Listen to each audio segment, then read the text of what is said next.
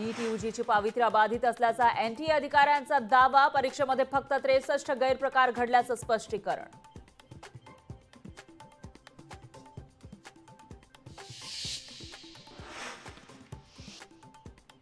मनोज रांगेंच्या आंदोलनाचा 6वा दिवस. मराठा समाज अंतरवालीमध्ये येण्यास सुरुवात. तर ओबीसी नेते लक्ष्मण हाके हे अंतरवालीत आजपासून उपोषण करणार.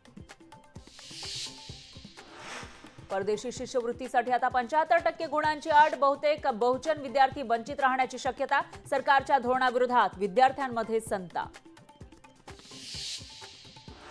क्रिकेटमध्ये टीम इंडियाच महासत्ता. चुरशीच्या सामन्यामध्ये अमेरिकेवर 7 गडी राखून मात. तर अमेरिकेविरोधातील विजयासह टीम इंडिया सुपर 8 मध्ये पोहोचली.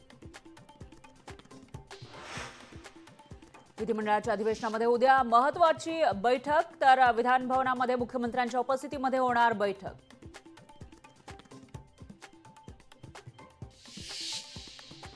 तिसऱ्यांदा पंतप्रधान झाल्यानंतर मोदींचा पहिला विदेश दौरा. पंतप्रधान मोदी इटलीमध्ये G7 शिखर परिषदेमध्ये होणार सहभागी.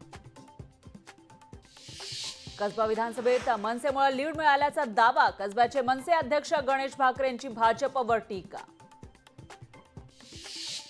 शिवसेना युबीटीचे 2-3 खासदार शिवसेनेच्या संपर्कात. शिवसेना खासदार प्रतापराव जाधव यांचा मोठा दावा.